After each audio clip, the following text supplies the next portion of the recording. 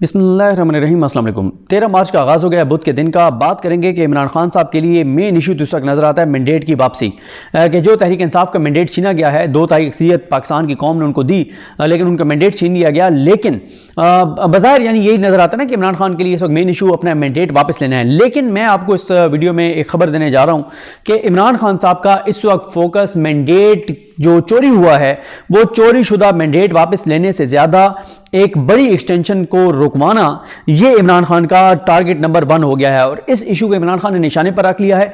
और आप देखेंगे आगे कि जो इमरान खान साहब के एक्शंस हैं, जो तहरीक इंसाफ के एक्शंस हैं, वो ज़्यादा इस चीज़ को टारगेट करते हुए नजर आएंगे। और वो एक्सटेंशन है चीफ जस्टिस पाकिस्तान जस्टिस काजी फाइज ईसा साहब की। मैं बड़ी तफसील से आपको बता चुका हूँ कि हुकूमत का प्लान, मुस्लिम लीग नून का प्लान ये मौजूद है कि किसी तरह से आइन में तरमीम करके जस्टिस काजी फाइज ईसा साहब की बतौर चीफ जस्टिस पाकिस्तान उनकी टेन्योर पोस्टिंग कर दी जाए। 3 साल के लिए टेन्योर पोस्टिंग अगर हो जाती है तो काजी फाइज ईसा साहब को मजीद 23 माह मिल जाएंगे।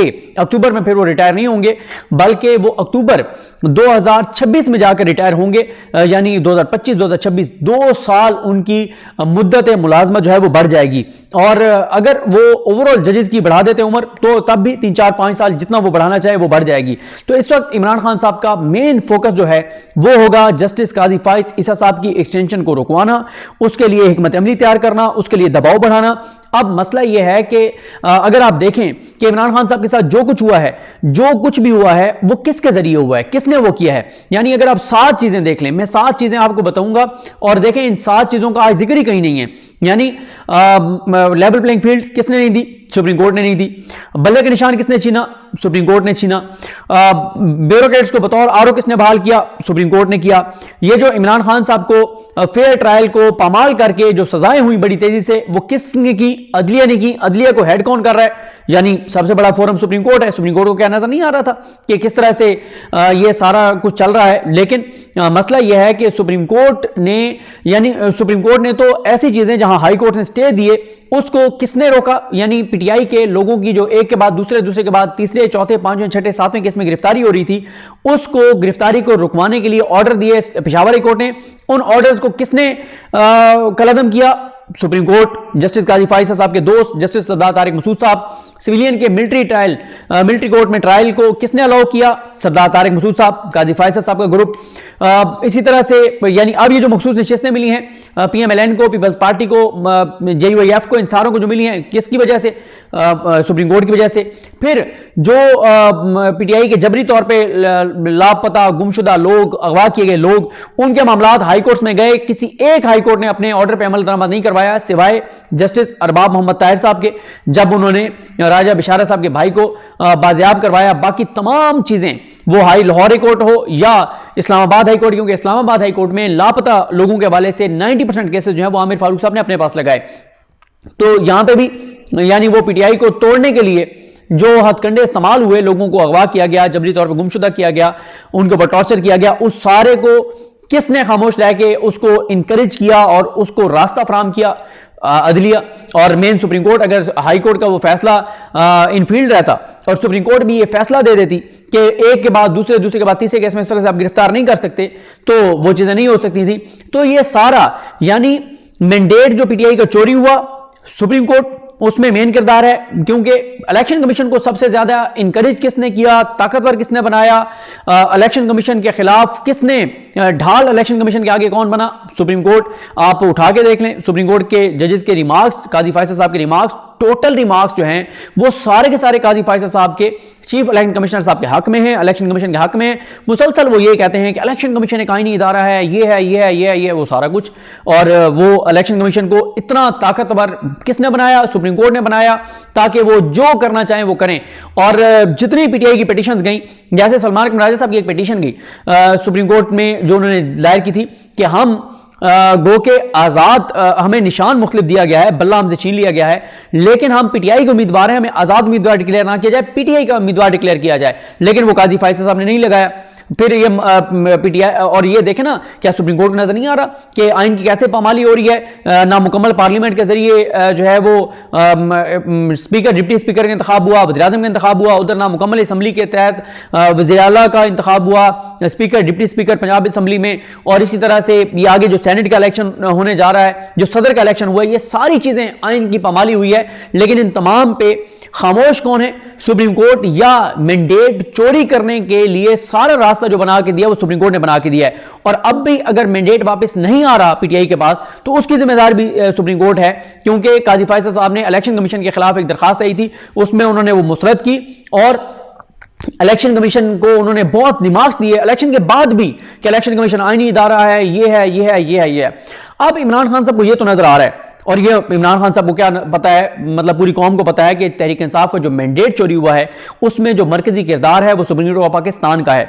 लेकिन और साथ इमरान खान साहब को यह भी पता है कि मैंडेट जो वापस नहीं मिल रहा उसमें भी किरदार सुप्रीम कोर्ट ऑफ पाकिस्तान का है। लेकिन इमरान खान साहब को अब खतरा यह है और तहरीक इंसाफ के लिए खतरात ये हैं कि अगर काजी फैसल साहब की एक्सटेंशन हो जाती है तो ये पीटीआई के लिए बहुत खौफनाक और खतरनाक होगा। फिर चैप्टर क्लोज समझे तहरीक इंसाफ का, फिर तहरीक इंसाफ को किसी तरह का कोई भी रिलीफ नहीं मिलेगा। वैसे तो मंसूर अली शाह साहब का पता नहीं है वो आगे क्या करेंगे, लेकिन जिस हद तक काजी फाइज ईसा साहब गए हैं, क्योंकि काजी फैसल साहब ने जो बल्ला छीना है उस पर जो एक और फैसला था मेजर ताहिर सादिक साहब वाला, उसमें उनको इलेक्शन लड़ने के लिए इजाजत दी गई। उसमें जो मंसूर अली शाह साहब ने फैसला लिखा, उसमें मंसूर अली शाह साहब ने जो बल्ले के फैसले का जिक्र किए बगैर जो चीजें लिखी हैं, उससे पीटीआई को एक होप पैदा हुई है कि नहीं, कुछ चीजों पे मंसूर अली शाह साहब जो है वो काम नहीं करेंगे जो काजी फाइज ईसा साहब ने किया है। तो इस वक्त इमरान खान साहब का बड़ा फोकस जो है वो जस्टिस काजी फाइज ईसा साहब की एक्सटेंशन रुकवाना है। इमरान खान साहब ने अपनी पार्टी को कहा है कि कुछ भी करें आप, ये मखसूस नशिस्तें अगर हमें नहीं मिलती ना मिलें, तहरीक इंसाफ को ना मिलें, लेकिन इनको ना मिलें। इनके पास 224 वोट कौमी असम्बली में पूरे नहीं होने चाहिए, क्योंकि 224 वो फिगर है जो 2 तिहाई अक्सरियत के लिए है। और अगर 224 उनके पास वोट पूरे हैं तो फिर काजी फैसल साहब को एक्सटेंशन जो है वो कंफर्म है उनकी एक्सटेंशन, फिर उनको वो एक्सटेंशन दे देंगे। और फिर अगर वो एक्सटेंशन दे देते हैं तो आप देखें ना कि पीटीआई के लिए फिर बहुत ही खौफनाक अगले 3 साल होंगे काजी फैसल साहब के, कि वो चीफ जस्टिस बरकरार रहेंगे। और जब वो चीफ जस्टिस बरकरार रहेंगे तो फिर कोई पीटीआई के लिए खैर की खबर नहीं है। पाकिस्तान की कोई नीचे वाली अदालत अगर तहरीक इंसाफ के हक में कोई फैसला देगी भी तो सुप्रीम कोर्ट उसको कलअदम करार देकर और वही करेगी जो पीटीआई के अगेंस्ट जाएगा। बल्ले वाला देख लें, पेशावर हाई कोर्ट वाहिद पाकिस्तान की हाई कोर्ट जिसके तमाम जजेस, जिसके चीफ जस्टिस इब्राहिम खान साहब वो अपने हलफ से वफा करने वाले, उन्होंने ऐसे फैसले दिए, बल्ला पीटीआई को वापस किया, लेकिन सुप्रीम कोर्ट ने बल्ला छीन लिया। तो इसलिए सुप्रीम कोर्ट जो है वो अगर काजी फाइज ईसा साहब रहते हैं तो फिर इमरान खान साहब की सियासत का चैप्टर क्लोज समझें, फिर पीटीआई का चैप्टर क्लोज समझें, फिर पीटीआई के लिए किसी तरह की कोई खैर की खबर नहीं है। इसलिए इमरान खान साहब का अब पूरा फोकस यह है कि पहले तो काजी फाइज ईसा साहब की एक्सटेंशन जो है इसको हर सूरत में रुकवाएं। और इसमें देखें इमरान खान साहब एक और भी चीज कर रहे हैं, इमरान खान साहब अपने कार्ड बड़े जबरदस्त खेल रहे हैं। अब लोगों ने एतराज किया इस बात पर कि इमरान खान साहब ने जनाब वो कर दिया है, पीटीआई जो है वो मौलाना फजल रहमान साहब के पास चली गई। मौलाना फजल रहमान साहब बहुत बड़ा फैक्टर हैं, उनके साथ एक मजहबी तबका है। पीटीआई एक ग्रैंड अलायंस भी बनाने जा रही है और उसके जरिए भी दबाव बढ़ा के पहला टारगेट यही होगा कि किसी तरह से दबाव बढ़ाया जाए, अवामी दबाव बढ़ाया जाए, ताकि ये जो मैंडेट या तो कुछ सीटें वापस मिल जाएं ताकि उधर से नंबर कम हो जाए। क्योंकि इस वक्त सुप्रीम कोर्ट को अगर काजी फैसल साहब को एक्सटेंशन चाहिए तो 2 चीजों को सुप्रीम कोर्ट को यकीनी बनाना पड़ेगा। एक ये कि मैंडेट एक सीट भी पीटीआई को वापस ना मिले, दूसरा इस चीज को यकीनी बनाना पड़ेगा कि मखसूस नशिस्तें पीटीआई को ना दी जाएं और नून लीग और पीपल्स पार्टी को दे दी जाएं, एमक्यूएम को दे दी जाएं, ताकि काजी फैसल साहब की एक्सटेंशन का रास्ता जो है वो हमवार हो जाए। कोई तीसरा रास्ता नहीं है, ये 2 चीजें उनको करनी पड़ेंगी। अब इसके लिए पीटीआई जो है वो जो एक अलायंस बनाने जा रही है जिसमें अचकज़ई साहब को उन्होंने सदर के उम्मीदवार नामजद किया, मौलाना साहब के साथ गुर्बतें बढ़ी। और मैं आपको एक चीज बताऊं जो कल फवाद चौधरी साहब ने बड़ी अहम बात की है, उन्होंने फवाद चौधरी साहब ने कहा कि अगर मौलाना फजल रहमान लॉन्ग मार्च करते हैं, एजिटेशन करते हैं तो इस हुकूमत का चलना मुमकिन नहीं होगा। क्योंकि देखें तहरीक इंसाफ पहले खिलाफ, मौलाना भी खिलाफ। अच्छा, मौलाना पीटीआई का वर्कर जो है वो इस वक्त पीटीआई का वर्कर एग्रेसिव वर्कर है, लेकिन मजहबी तंजीमों का जो वर्कर होता है उसका कोई कंपैरिजन नहीं है। मौलाना फजल रहमान साहब का वर्कर, फिर जमात इस्लामी अगर साथ होती है, उनका वर्कर एजिटेशन वाला, उसकी प्रैक्टिस भी एजिटेशन की, फिर जीडीए उन्होंने जितनी बड़ी तादाद में लोग निकाले आपने देख लिया था। फिर इसी तरह से जो अचकज़ई साहब हैं, मिंगल साहब हैं, उनका वर्कर भी रेजिस्टेंस वाला और वो सारी चीजें हैं। और मौलाना फजल रहमान साहब के साथ पीटीआई कोशिश कर रही है कि उनका जो है वो अलायंस तगड़ा बन जाए। उसके लिए देखें तहरीक इंसाफ कोशिश कर रही है बहुत से लोगों को, और खासतौर पर एक बड़ी अहम शख्सियत है जिनका नाम शायद आपने उस तरह से ना सुना हो, वो है ख्वाजा मुदस्सिर तौंसवी साहब। अच्छा, ख्वाजा मुदस्सिर साहब जो हैं ये JUIF के टिकट पर पंजाब में सबसे ज़्यादा वोट इन्होंने लिए हैं तौसा शरीफ से, और ख्वाजा मुदस्सिर साहब जो हैं ये इनकी सीट पे ही सीट एडजस्टमेंट पंजाब में मुस्लिम लीग नहीं कर रही थी, जिस वजह से डेडलॉक हुआ और नून लीग के साथ फिर पंजाब में सीट एडजस्टमेंट, क्या KPK में भी सीट एडजस्टमेंट मौलाना फजल रहमान साहब की नहीं हो सकी थी, क्योंकि इस सीट से मामलात इनके बिगड़े थे। और ख्वाजा मुदस्सिर साहब जो हैं वो ताज़ा ताज़ा डसे हुए भी हैं नून लीग के, और इसलिए, और ख्वाजा मुदस्सिर साहब के साथ PTI में से किनकी कुर्बत है, वो है सरदादा हामिद रजा साहब की और अल्लामा राजा नासिर अब्बास साहब की भी, इनकी बहुत ज़्यादा कुर्बत है, बहुत ज़्यादा इनका तल्लुक है, और मौलाना फजल रहमान साहब के बहुत करीब हैं ख्वाजा मुदस्सिर तौसवी साहब जो हैं। और ये भी मैं आपको बता दूं कि जो पाकिस्तान में खानकाही निज़ाम है, जो दरबारों का एक निज़ाम है, उसमें जो सिलसिला चिश्तिया की सबसे बड़ी जो गद्दी है, दरगाह है, उसके उस खानवादे में से ये हैं, और इसलिए ये बहुत अहम शख्सियत हैं। और ये ख्वाजा मुदस्सिर साहब जो हैं ये जब 2017 में मौलाना उन्होंने राना सनौला साहब ने एक मुतनाज़ा बयान दिया था, और उसमें उसका जिक्र नहीं करना चाह रहा खुद उस मुतनाज़ा बयान का, क्योंकि फिर हमारे ऊपर ये इल्ज़ाम लगता है कि हम फ़िरका वारियत को या मजहबी मुनाफरत को और इन चीज़ों को हम इनकरेज कर रहे हैं। मैं जिक्र नहीं करता, गो के वो सुप्रीम कोर्ट वाले मसले की वजह से हमें कहा जाता है कि सुप्रीम कोर्ट में जो काजी फैसल साहब ने एक फैसला दिया, उस पर इमरान रियाज साहब पे भी इल्ज़ाम लगा, मेरे पे भी इल्ज़ाम लगा कि हमने ये किया।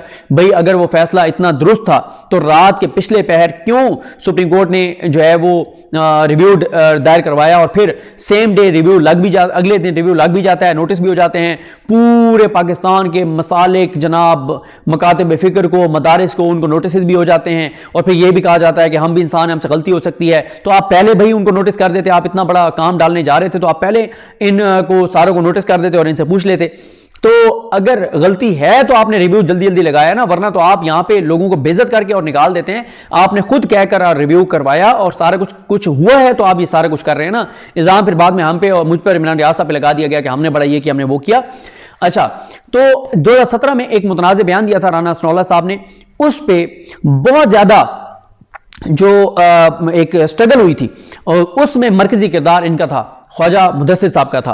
और ये इसलिए ये बड़ी इंपॉर्टेंट शख्सियत हैं। PTI के लोगों का भी इनके साथ बड़ा, इन दो शख्सियत का बता चुका हूँ आपको कि उनका बड़ा इनके साथ एक तल्लुक है, और उधर से मौलाना साहब के भी ये करीब हैं, और ये ख्वाजा शाह सलमान तौसवी साहब जो हैं उनके खानवादे में से हैं। तो इसलिए PTI को बड़ा फ़ायदा है अगर मौलाना साहब एजिटेशन में उनके साथ होते हैं। तो फिर देखें, वो कहते हैं ना 1-1 और 2-11, यहाँ पे अगर PTI, जमात इस्लामी, मौलाना फजल रहमान साहब, मेंगल साहब, अचकज़ई साहब, GDA, ये सारे मिल जाते हैं तो फिर, और MWM भी ज़ाहिर साथ है, सुन्नी इत्तेहाद कौंसिल भी साथ है, ये सारे अगर 6, 7, 8 जमातें, 9 जमातें हो जाती हैं, कुछ और भी छोटी जमातों को मिला लेते हैं, तो ये बड़ी स्ट्रॉन्ग एक एजिटेशन की मूव होगी, और इसको इतना आसान नहीं होगा इसको टैकल करना। तो इसलिए ये अब PTI करने जा रही है, ग्रैंड अलायंस बनाने भी जा रही है, पूरा दबाव ईवानों के अंदर भी दबाव होगा, बाहर भी होगा, सड़कों पर भी होगा। 23 मार्च भी इवेंट करने जा रहे हैं, माह रमज़ान में एहतजाज जारी रहेगा, ईद के बाद एक लॉन्ग मार्च की भी तैयारियां कर रहे हैं, और मीडिया पे भी अग्रेसिव होंगे, मीडिया पे भी आके प्रेस कॉन्फ्रेंसेज, सारी चीजें PTI हर तरह से कोशिश करेगी कि किसी तरह से दबाव बढ़ा के, और ये सीटें, अब उनको सीटें इसलिए नहीं चाहिए उनका नंबर बढ़ जाएगा, नहीं, उन्होंने बेसिकली नून लीग, पीपल्स पार्टी, MQM, इनका नंबर कम करना है। 224 से नीचे अगर आ जाता है, 223 भी हो जाते हैं, तो ये आईनी तरमीम नहीं हो सकेगी। 224 का फिगर हर सूरत में चाहिए, 224 होंगे तो ये आइन में तरमीम करके और काजी फैसल साहब को एक्सटेंशन दे सकते हैं, क्योंकि आइन बड़ा इस पे क्लियर है, आइन में लिखा हुआ है। और अगर नहीं होती तो फिर जाहिर है, फिर काजी साहब जो है वो अक्टूबर में रिटायर हो जाएंगे।